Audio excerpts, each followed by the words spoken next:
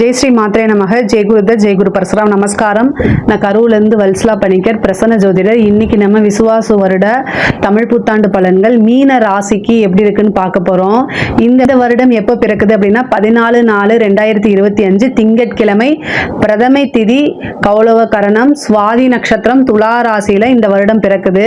இந்த வருடம் உங்களுக்கு என்னன்னா ரொம்ப சூப்பரா இருக்கு, அதிர்ஷ்டம் அடிக்க போகுது அப்படிலாம் நான் சொல்ல மாட்டேன். பட் ஆனா என்ன சில தெய்வ அனுகூலங்களையும் நம்பிக்கை, அதே மாதிரி உங்களுடைய விடாமுயற்சி, இது எல்லாத்தையுமே கெட்டியா பிடிச்சிக்கிட்டீங்க அப்படின்னா கண்டிப்பா கஷ்ட காலங்களை கடந்து வந்துடலாம். நம்ம மழை பெய்யும் போது நினையாம இருக்கணும் அப்படின்னா மழையை நிறுத்துறதுக்கு பதிலாக புத்திசாலித்தனமா கொடைய பிடிச்சிக்கலாம். சரிங்களா? வெயில் நமக்கு சுட்டெரிக்குது அப்படின்னா அந்த சூரியனை ஒண்ணுமே செய்ய முடியாது. ஆனா நம்ம காலில் செருப்பை போட்டுக்கலாம். இதுதான்.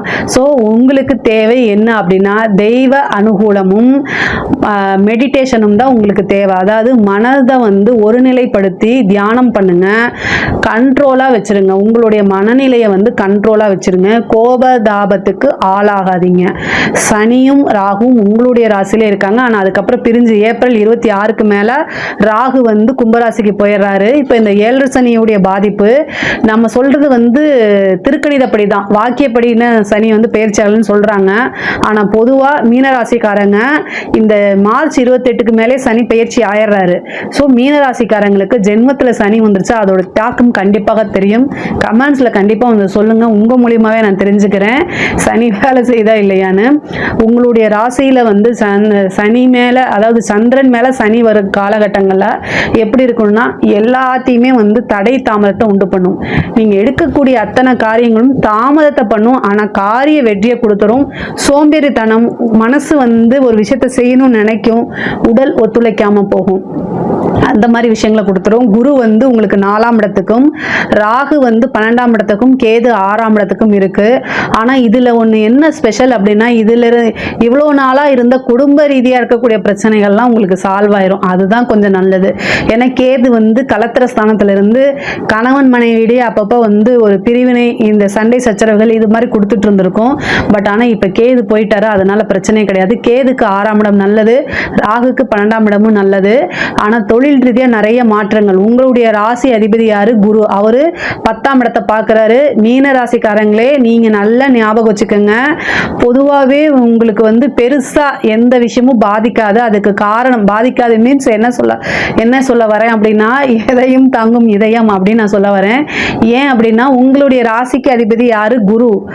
குரு அப்படிங்கும்போது என்னன்னா பொதுவாகவே மீன ராசிக்காரங்க கிட்ட எனக்கு இவ்வளோ பிரச்சனை இருக்குப்பா, எனக்கு இவ்வளோ பிரச்சனை இருக்குப்பா அப்படின்னு சொல்லி உங்களோட பிரச்சனையை வெளியில போய் சொல்ல முடியாது.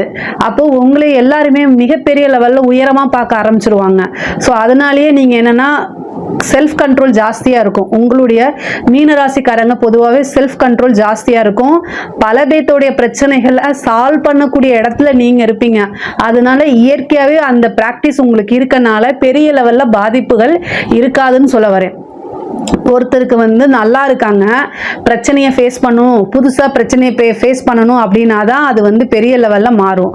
ஆனா எப்பவுமே பிரச்சனையை ஃபேஸ் பண்ணிக்கிட்டே இருந்தா அப்போ உங்களுக்கு மிகப்பெரிய லெவல்ல எக்ஸ்பீரியன்ஸ் ஆயிரும். அப்ப எந்த பிரச்சனை வந்தாலும் சொல்லுவாங்க இல்லையா, நான் சுனாமிலே ஸ்விம்மிங் போட்டேன் அப்படிங்கிற ஒரு ஆப்டா சொல்லணும், அந்த மாதிரின்னு வச்சுக்கோங்களேன். ஸோ அதனால எவ்வளோ பெரிய பிரச்சனை வந்தாலும் அதை சமாளித்து வரக்கூடிய இது இருக்கு. ஆனால் உங்களை உணர்ந்துக்கணும். உங்களை நீங்கள் உணர்ந்துட்டீங்க அப்படின்னா தாராளமாக எவ்வளோ பெரிய பிரச்சனை வந்தாலும் சமாளிக்க முடியும். இப்போ சனி 7 சனியுடைய பாதிப்புக்கு பரிகாரம் பண்ணிக்கோங்க. என்ன பரிகாரம் பண்ணணும் அப்படின்னா ஆஞ்சநேய வழிபாடு பண்ணுங்க. ஏதாவது சந்தேகங்கள் இருக்குன்னா கமெண்ட்ஸ்ல பதிவு பண்ணுங்க. நான் உங்களுக்கு என்ன பரிகாரம் பண்ணணும் அப்படிங்கிறத பதிவு பண்றேன். அதே மாதிரி குரு 4ஆம் இடத்துக்கு வந்திருக்கனால 4ஆம் இடத்துல இருந்து 10ஆம் இடத்தை பார்க்கிறாரு. புதுசா தொழில் தொடங்கலாமான்னா 7 சனியில தொடங்கலாமா அப்படின்னா உங்களுடைய சுய ஜாதகத்துல உங்களுடைய பர்த் ஹாரோஸ்கோப் இருக்குல்ல, அதுல 10ஆம் இடம் எப்படி இருக்குன்னு பாருங்க. 10ஆம் அதிபதியுடைய நிலை, அப்புறம் இப்ப என்ன திசா புத்தி போயிட்டு இருக்கு, இதை எல்லாமே கால்குலேட் பண்ணிட்டு நீங்க புதுசா ஸ்டார்ட் பண்ணலாமான்னு பாருங்க. ஆனா கோச்சாரத்துல 10ஆம் இடத்துக்கு குரு பார்வையும் இருக்கு, சனியோடைய பார்வையும் இருக்கு. தாராளமா ஸ்டார்ட் பண்ணலாம். நல்ல வருமானம் வருமா அப்படின்னா தாராளமாக வரும். 7 சனிங்கிற பார்க்காதீங்க, என்ன உழைப்பு போடுறீங்களோ அந்த உழைப்புக்கு உண்டான பலனும் ஊதியமும் உறுதியாக கிடைக்கும். தொழில் மூலியமா நல்ல லாபமும் கிடைக்கும். ஆனா என்னன்னா அதுக்காக கடுமையாக உழைக்கணும், கடுமையான அலைச்சல் இருக்கும். குரு அஷ்டமஸ்தானத்தையும் பார்க்கிறாரு. அப்போ வந்து எடுத்த எடுப்பிலே ஃபர்ஸ்ட் அட்டம்ப்ட்ல உங்களுக்கு எதுவுமே கிடைக்காது. 2 டைம் 3 டைம் அந்த மாதிரி வந்து உங்களுக்கு வந்து ட்ரை பண்ணதுக்கு அப்புறம் சக்சஸ் ஆகும். ஆனா சக்சஸ் அப்படிங்கிறது உங்களுடைய வெற்றிங்கிறது நிச்சயிக்கப்பட்ட ஒண்ணு. இதை மைண்ட்ல ஏத்திக்கங்க. சனி 7ஆம் இடத்தை பார்க்குது. பெரிய லெவல்ல உங்களுக்கு பார்ட்னர்ஷிப் உடைய ஆதரவுகள் கிடைக்கும். அதே மாதிரி உங்களுடைய ஒர்க் பர்டனும் வந்து படிப்படியா குறைய ஆரம்பிச்சிடும். அதே மாதிரி இவ்வளோ நாளா இருந்த மன அழுத்தங்களும் பறந்து போகும். அதனால கவலையே வேண்டாம். 7 சனி அப்படிங்கும்போது ஜென்ம சனியா மாறும்போது உடலை வந்து ரொம்ப நல்லா பார்த்துக்கணும். தெய்வ அனுகூலத்தையும் தெய்வ வழிபாடையும் பண்ணணும். முக்கியமா குலதெய்வ வழிபாடு பண்ணணும். 7 சனி காலகட்டங்கள்ல நம்மளை பாதுகாக்கக்கூடிய முதல் விஷயம் என்னன்னா குலதெய்வம் தான். அதனால குலதெய்வ வழிபாடு பண்ணுங்க. இந்த சனியும் ராகுவும் சேரக்கூடிய அந்த தருணங்கள்ல மட்டும் என்ன செய்யறது அப்படின்னு தெரியாத ஒரு இனம் புரியாத கவலை உங்களுக்கு இருந்தே தீரும். பட் ஆனா வந்து குருவோடைய அனுகூலம் உங்களுக்கு இருக்கனால நீங்க கவலைப்பட வேண்டாம். இந்த ராகு கேது ஏப்ரல் 26க்கு மேல எல்லாமே நல்லா இருக்கும். உத்தியோகத்தில் இருக்கவங்களுக்கு வந்து ஒவ்வொரு மூமெண்ட்டுமே ஒவ்வொரு விஷயமே நிறுத்தி நிதானமா செய்யுங்க. உங்களை சுத்தி இருக்கக்கூடிய நண்பர்கள் கிட்ட நீங்க ரொம்ப ஜாக்கிரதையா இருக்கணும். எதிரியை எப்பவுமே நீங்க லெஃப்ட் ஹேண்ட்ல டீல் பண்ணிட்டு போயிட்டே இருப்பீங்க. ஆனா உங்களுடைய நண்பர்கள் கிட்ட ஜாக்கிரதையாக இருக்கணும். ஏன்னா 7ஆம் இடம்ங்கிறது உங்களுக்கு புதனுடைய வீடு. புதன் தான் நண்பரை குறிக்கக்கூடிய கிரகம். ஸோ உங்களுடைய ராசியில் அவர் வந்து நீச்சமாகிறாரு. கூட சனி இப்போ அங்கே வந்து இருக்கனால புதனும் சனியும் பார்த்து கொண்டாலோ அல்லது வந்து சேர்ந்தாலோ எப்பெல்லாம் இது கோச்சாரத்தில் நிகழுதோ அப்போ எல்லாமே நீங்கள் ரொம்ப கவனமாக இருக்கணும். முக்கியமாக நண்பர்கள் கிட்ட நீங்கள் என்ன தப்பு செஞ்சாலும் சரி, உங்களுக்கு என்ன பிரச்சனைகள் இருந்தாலும் சரி ஷேர் பண்ணாதீங்க. ஷேர் பண்ணுறதுக்கு ஒரு ஆள் வேணும் அப்படின்னா உங்களுக்கு விருப்பமுள்ள நபர்கள் அல்லது உங்களுக்கு நம்பிக்கைக்குரிய நபர்கள், வீட்டில் இருக்கக்கூடிய பெரியவங்க, இவங்க கிட்ட ஷேர் பண்ணிக்கங்க. அதுதான் மிஸ்யூஸ் ஆகாது. இல்லைன்னா நீங்கள் ஃப்ரெண்ட்ஸ் கிட்டே நினச்சி சொல்லுவீங்க, அது பல வகையில் பாதகமாக வந்து முடியும். அல்லது உங்களுடைய தவறுகள் செய்யும் போது, மனிதர்களாக இருந்தாலே தவறுகள் செய்வோம், ஆனால் அந்த தவறே உங்களுடைய மைனஸ் ஆக்கிட்டு காத்துக்கிட்டு இருப்பாங்க. உங்களைய கீழே இறக்கிட்டு அந்த பிளேஸ்க்கு ரீப்ளேஸ் பண்ணுறதுக்காக வெயிட் பண்ணிட்டு இருப்பாங்க. ரொம்ப கவனமாகவும் கேர்ஃபுல்லாகவும் இருங்க. படிக்கக்கூடிய குழந்தைங்களுக்கு ரொம்ப சூப்பர். 7 சனியுடைய தாக்கம்லாம் இருக்காது. 4ஆம் இடத்துக்கு குரு வந்திருக்கனால படிப்பில் நல்ல ஆர்வம், படிப்பில் நல்ல முன்னேற்றம் கிடைக்கும். உயர்கல்வியெல்லாம் சாதனை புரியக்கூடிய அளவுக்கு வருவீங்க. பிளேஸ்மெண்ட் நல்ல இடத்துல கிடைக்கும். பதவி தானா தேடி வரும். அரசாங்க உத்தியோகத்துக்கு போகணும்னு நினைக்கிறவங்க எக்ஸாம் எழுதுனீங்கன்னா கண்டிப்பாக பாஸ் பண்ணி போயிட முடியும். பதவி ஸ்தானத்தில் குரு இருக்கனால ஒரு அரசாங்க உத்தியோகம் தானாக தேடி வரும். ஒரு சிலருக்குலாம் பேங்க் எக்ஸாமுக்கு ட்ரை பண்ணிட்டு இருக்கீங்கன்னா நீங்கள் இந்த டைம் எழுதுங்க, கண்டிப்பாக சக்ஸஸ் ஆயிரும். இந்த 1 இயர்க்குள்ளேயே ஒரு பேங்க் ஆஃபீஸராகவோ ஒரு பேங்க் கிளர்க்காவோ மாறலாம். ஐபிஎஸ் ஐஏஎஸ்ல எழுதுங்க. நீங்கள் நல்லா பாஸ் பண்ணி மெயின்ஸ் இன்டர்வியூஸில் போகிறதுக்கு உண்டான வாய்ப்புகள் அதிகமாக இருக்குது. அரசாங்க உத்தியோகத்தில் இருக்கவங்க ரொம்ப கவனமாக இருக்கணும். 7 சனி காலகட்டங்களில் லஞ்ச லாவணியங்களை தவிர்க்கிறது நல்லது. இல்லை அப்படின்னா மிகப்பெரிய லெவலில் பிரச்சனை சந்திப்பீங்க. உயர் அதிகாரிகளுடைய அழுத்தங்கள் இருந்துச்சுன்னா யோசிக்காம லீவு போட்டுட்டு போயிட்டே இருங்க. எக்காரணத்தை கொண்டும் அவங்களுக்காக நீங்க ஒரு விஷயத்தை செய்ய போய் அதனால பனிஷ்மெண்ட் ஆயிரும். ரொம்ப ரொம்ப கவனமாக இருங்க. இல்லைன்னா உங்களே சிக்க வச்சுட்டு டாடா பை பைன்னு அவங்க போயிடுவாங்க. அதே மாதிரி கலைத்துறையில் இருக்கவங்களுக்குலாம் வந்து என்னன்னா இது ஒரு சூப்பரான வாய்ப்பு. ஜென்ம சனியா இருக்குன்னு நினைக்காதீங்க. பொதுமக்கள், சனி சந்திரன் தான் பொதுமக்கள். இப்போ அந்த வாய்ப்பு உங்களுக்கு இருக்கு. பொதுமக்கள் கிட்ட நீங்க மிகப்பெரிய லெவலில் பிரபலியம் ஆயிருவீங்க. அதனால அந்த அமைப்பு இருக்கனால இப்ப யூஸ் பண்ணிக்கோங்க. பெரிய பாராட்டுகள், விருதுகள் எல்லாமே கிடைக்கும். ராகுவும் இருக்கனால மிகப்பெரிய லெவல்ல நீங்க முன்னேறுவீங்க. பெரிய ஒரு இன்ஃப்ளூயன்சரா மாறுறதுக்கு உண்டான அமைப்பு இருக்கு. அரசியல் துறைக்குள்ள இது ரொம்ப சக்சஸ்ங்க. இந்த மீன ராசியில எந்த அரசியல்வாதியாக இருந்தாலும் அவங்களுக்கு சக்சஸ் தான். ஏன்னா ஜென்ம சனி அப்படி நீங்க நினைக்காதீங்க. உங்களுடைய ராசியில எப்பெல்லாம் சனி வருதோ பொதுமக்களுடைய சப்போர்ட்டு உங்க பக்கம் நிற்கும். ஆப்போசிட்ல இருக்கவங்களுக்கு அது மைனஸாக மாறும். ஏன்னா உங்கள் பக்கம் நேர்மை இருந்துச்சுன்னா 100% இல்லை 200% நீங்கள் ஜெயிச்சிட முடியும்.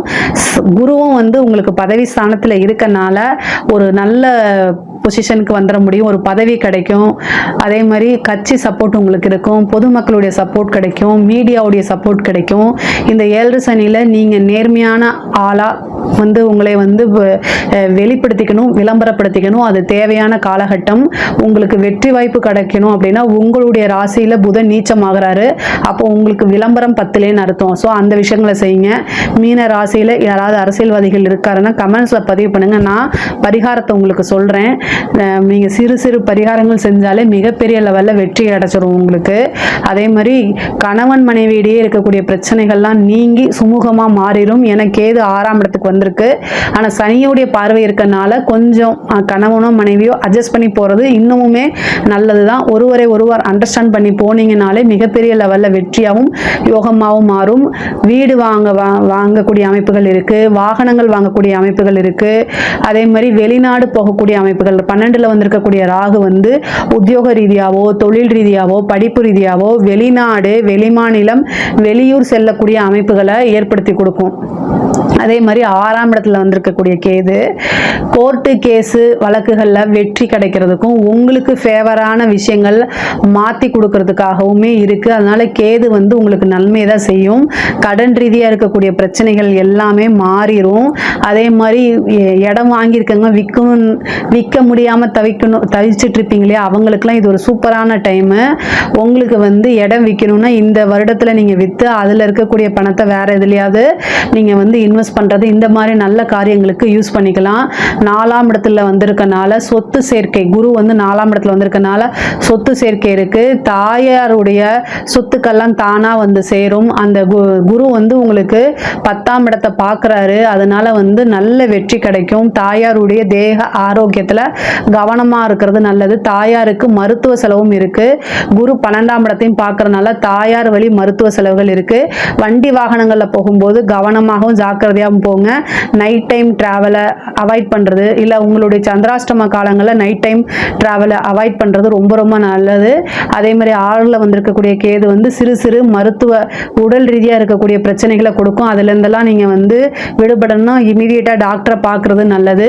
இல்லைன்னா 1000-500லேயே முடிக்கிறது லட்சக்கணக்கில் செலவாகி போயிடும். அதனால் அதை பண்ணுங்கள். கடன் ரீதியாக இருக்கக்கூடிய பிரச்சனைகள் மாறணும் அப்படின்னா செவ்வாய்க்கு பரிகாரம், அதாவது செவ்வாய்க்கு அதிபதியான முருகனை வழிபாடு பண்ணுங்கள். சடாக்ஷர எந்திரம் வச்சு வழிபாடு பண்ணுங்கள்.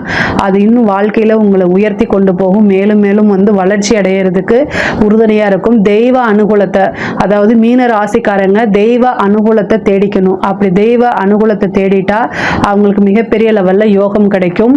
இந்த 7 சனியோ இல்லை ஜென்ம ராகுவோ இல்லை வந்து குருவோ வந்து உங்களுக்கு எந்தவித பிரச்சனையும் பண்ண மாட்டாங்க. படிப்பு வேலை உத்தியோகம் எல்லாமே நல்லா இருக்கு. அதே மாதிரி புத்திரஸ்தானம் அப்படின்னு பார்த்தா இப்போ 5ஆம் இடத்துக்கு வந்து சனியோ குருவோ எந்த பிரச்சனையும் இல்லை. அதனால 5ஆம் அதிபதியோட தசாபுத்தி போதான் அப்படிங்கிறத பார்த்துக்குங்க. கலத்திரத்துக்குன்னு சனியுடைய பார்வை இருக்கு. சிறு சிறு தாமதம் அல்லது தடைக்கு அப்புறம் உங்களுக்கு திருமணம் யோகம் உண்டு. திருமண பிராப்தம் இருக்கு. தாராளமாக ஜென்ம சனியில் கல்யாணம் பண்ணலாம். உங்களுடைய கலத்திர ஸ்தானத்தில் ஏதாவது தோஷங்கள் இருக்குன்னா அதுக்கு நிவர்த்தி பண்ணிட்டு உங்களுக்கு 7ஆம் அதிபதியோடைய தசாபுத்தி இருக்கா, 7ஆம் அதிபதிக்கு குருவோடைய பார்வை இருக்கான்னு பார்த்துட்டு தாராளமாக நீங்கள் மேரேஜுக்கு ப்ரொசீஜர் பண்ணிக்கலாம். திருமணம் உறுதியாக கட்டாயமாக உங்களுக்கு நடக்கும். 7ஆம் இடத்தை சனி பார்க்கறதுனால இருக்கும். ஒரு சிலருக்கெல்லாம் திடீர்னு திருமணம் அல்லது மதம் மாதிரியோ அல்லது ஜாதி மாதிரியோ திருமணம், இந்த மாதிரி இன்டர்கேஸ் மேரேஜ் எல்லாம் இந்த டைமில் ஆகிறதுக்கு வாய்ப்பு இருக்குது. பொதுவாகவே வந்து மீன ராசிக்கு வந்து தெய்வ அனுகூலம் தேவை. அதனால தெய்வ வழிபாடு பண்ணுங்க. உங்களுடைய உபாசன தெய்வமோ அல்லது குருநாதர் வழிபாடோ பண்ணுங்க. பெரியவங்களுக்கு, அதாவது வந்து இந்த சனி வந்து ஜென்ம சனியாக மாறும்போது மாசத்துல ஒரு தடவை ஒருத்தருக்கு சாப்பாடு வாங்கி கொடுங்க. நீங்க புரட்டாதி நட்சத்திரமா இருக்கலாம். அப்போ மாசத்துல புரட்டாதி நட்சத்திரம் என்னைக்கு வருதோ அன்னைக்கு, உத்திரட்டாதி நட்சத்திரம்னா மாசத்துல ஒரு நாள் உத்திரட்டாதி நட்சத்திரம் வரும்ல அன்னைக்கு, நீங்க ரேவதி நட்சத்திரமா இருந்துச்சுன்னா மாசத்துல ஒரு நாள் ரேவதி நட்சத்திரம் வருது இல்லையா, அன்னைக்கு ஒருத்தருக்கு வயதானவர்களுக்கு உண்மையாலுமே பசி இருக்கிறவர்களுக்கு சாப்பாடை வாங்கி கொடுங்க. அவங்க என்ன கேட்குறாங்களோ அதை வாங்கி கொடுங்க. அந்த நபர் உங்களுக்கு தெரிந்த நபராகவோ அல்லது எந்த வகையிலுமே சொந்தக்காரங்களா இருக்கக்கூடாது. தெரியாத நபர்களுக்கு கொடுக்கறதுக்கு பேரு தான் தானம். ஸோ அதனால தெரியாத நபர்கள், அதே மாதிரி அவங்க என்ன கேட்குறாங்களோ, உண்மையாலுமே அவங்களுக்கு பசி இருக்கணும். இட்லினா இட்லி வாங்கி கொடுங்க, பிரியாணி கேட்டால் கூட வாங்கி கொடுத்துருங்க. ஒரே ஒரு நாள் மாசத்துல ஒருத்தருக்கு மட்டும் ஒரு பிரியாணி வாங்கி கொடுங்க, போதுமானது. ஆனால் அந்த சாப்பாட்டை அவங்க சாப்பிடணும். நீங்கள் வாங்கி கொடுத்துட்டு அதை கொண்டு போய் கடையில் கொடுத்து காசை வாங்கி அந்த காசில் தண்ணி போட்டு போகக்கூடாது. அது இன்னும் தோஷமாக போயிடும். அதுக்கு செய்யாமே இருக்கலாம். ஸோ பசி எறிந்து உதவி அப்படின்னு சொல்கிறோம்ல, அதாவது என்ன தேவையோ அதை நீங்கள் உதவி பண்ணுங்க, அது நல்லது. இந்த ஜென்ம சனியோடைய பாதிப்புகள் குறையணும்னா வீட்டில் இருக்கக்கூடிய பெரியவங்க கிட்ட பிளஸ்ஸிங்க, அவங்களுக்கு என்ன தேவையோ அதை செய்யுங்க. அவங்க கூட நிறைய டைம் ஸ்பெண்ட் பண்ணுங்க, அவங்களுடைய ஆசீர்வாதங்களை வாங்கிக்கங்க. சனியோடைய பாதிப்பு பெரிய லெவலில் இருக்காது. அது போக உங்களுக்கு குருவோடைய வீட்டுக்கு சனி வந்திருக்கனால மிக கடுமையான பாதிப்புகளை கண்டிப்பாக அவர் கொடுக்கவே மாட்டார். சனிக்கெல்லாம் நிறைய பரிகாரம் இருக்குது, அதை பண்ணலாம். கெட்டியாக ஆஞ்சநேயர் வழிபாடு பண்ணிக்கங்க, கால பைரவர் வழிபாடு பண்ணிக்கங்க. இந்த 2 வழிபாடுமே மிகப்பெரிய லெவலில் யோகத்தை கொடுத்துரும். உங்களுக்கு சனியோடைய தீமைகளை குறைத்து நன்மைகளாக மாற்றி கொடுக்கும். நல்லெண்ணெய் முகம் பார்த்து, நல்ல எண்ணெயில் முகம் பார்த்து அதை தானமாக கொடுங்க. அதுவும் இது என்னுடைய வீடியோவில் நான் சனிக்கு பிரீத்தி சொல்லியிருப்பேன், அதையும் பார்த்துக்கங்க. பொதுவாக மீன ராசிக்கு இந்த வருடம் ரொம்ப ரொம்ப அற்புதமாக இருக்குது. பொருளாதார ரீதியாகவும் சரி, எல்லா உத்தியோக ரீதியாகவும் தொழில் ரீதியாகவும் ரொம்ப நல்லா இருக்குது. இந்த டைமை கரெக்டாக யூஸ் பண்ணிட்டீங்கன்னா மிகப்பெரிய லெவலில் வெற்றி கிடைக்கும், யோகமும் கிடைக்கும். இதில் ஏதாவது சந்தேகங்கள் இருக்குது அப்படின்னா கமெண்ட்ஸில் கேளுங்க, கண்டிப்பாக நான் ஆன்சர் பண்ணுறேன். நம்மளுடைய சேனலை லைக் பண்ணுங்கள், ஷேர் பண்ணுங்கள், சப்ஸ்கிரைப் பண்ணுங்கள். நன்றி, வணக்கம்.